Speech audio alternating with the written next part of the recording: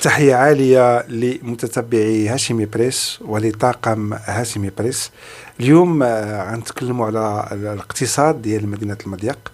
فمدينة المضيق هي معروفة بمدينة ملكية، مدينة سياحية، مدينة محبوبة عن الجميع. مدينة اللي كيقصدها جميع المغاربة في الصيف، اللي كيجيو ليها الجالية المغربية. ما يمكنش يدوز الصيف والمواطن المغربي ما يجيش للشمال ويمشي للمضيق. فالمضيق هي مدينة سياحية موسمية. فهذا هو المشكل اللي كيعود واللي كتعاني منه الساكنة والمحلات التجارية والفنادق والمقاهي. كنتمنى من هذا المنبر كنوجه رسالة ديالي الى الجهات المسؤولة توضع امامها هذا الموضوع هذا، وتقلب على حلول بديلة، على حتى هيئات المجتمع المدني تحاول تتحرك، تنظم رحلات، تحاول تسوق المنتوجات ديال مدينة المضيق.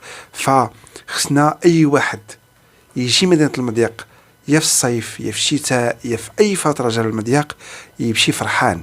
وباش يمشي فرحان خصنا نتعاونوا كاملين، ابتداء من هذاك السيد اللي كيكري الدار، ابتداء من الفنادق، ابتداء من المقاهي، من المطاعم، من جميع المحلات التجارية، وجميع ساكنة المدينة خصها تتعاون ونسوقوا المدينة ديالنا بشكل صحيح ونحببوها للزوار ديالها.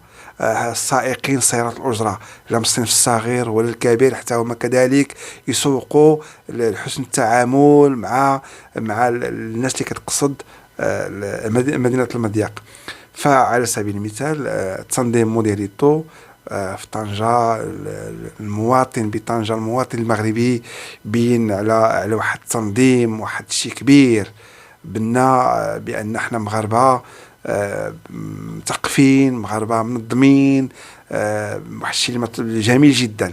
فنفس الشيء بغيت كودية الطيفور رأس اللي جات المطلة على المرسى، هذيك الغابة نفكر كيفاش نعدلوها لترجع واحد الحديقة اللي أي واحد يجي للمضيق يفكر يمشي لهذه الغابة هذه، يقضي فيها وقت ممتع. نخلقوا فيها بعد الكيوسك، بعد الحركة سياحية تما. كذلك عندنا مناطق جبلية، الكوف، البيين، والزرجور، واد الليل، واحد المناطق رائعة، مناظر جميلة جدا. ودابا الحمد لله الطريق واصله لتما. كذلك نخلقوا فيها رحلات اللي يجي للمضيق ما يكتفيش بالكورنيش والشاطئ، بل يزور باقي المناطق اللي يمكن يقضي فيها اوقات ممتعه. نعملوا ديور الضيافه كذلك. فكما قلت، فاي واحد جا للمضيق، احنا ساكنة المضيق مسؤولين على السعاده ديالو وعلى التعامل ديالو. فكيف كيحطوا الطاكسي، كيركب في الطاكسي ولا في الكار ولا في الطوموبيل ديالو، كيف يوصل للمضيق يلقى حسن التعامل من المقهى، من المطعم، يجي عنده ديك اللي غيكريو له الدار يستقبلوا مزيان، يدير له اثمنه مزيانه. سائق سيارة الأجرة الصنف الصغير والكبير يتعاملوا معه مزيان. موالين المقاهي، موالين المطاعم، أثمنة مزيانة.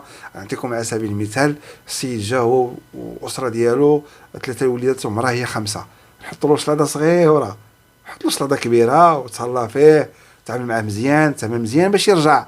وحط له شلاضة صغيرة على أساس نعطيه 2 شلايض، نعطيه شلاضة كبيرة وكاع ما نحسبها ليه في الثمن، نقول له كهدية عاطيها لك من المطعم أسيدي، ونديروا معاه مزيان باش يرجع ويمشي ويتكلم على المضيق. مدينة جميلة بسكانها، بجوها، بطبيعتها.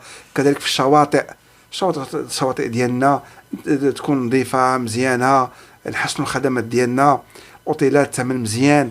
وبالتالي اي واحد يفكر يجي للمضيق، يا فصل الشتاء يا فصل الصيف، وغنخلقوا واحد التعامل ونكونوا مدينة مثالية، مدينة محبوبة لجميع المغاربة، مدينة ملكية مفر فيها الأمن، مفر فيها كلش. فتحية عالية للجميع. معكم سعيد الحضري، فاعل جمعوي من المضيق، وتحية لهاشمي بريس، وشكرا.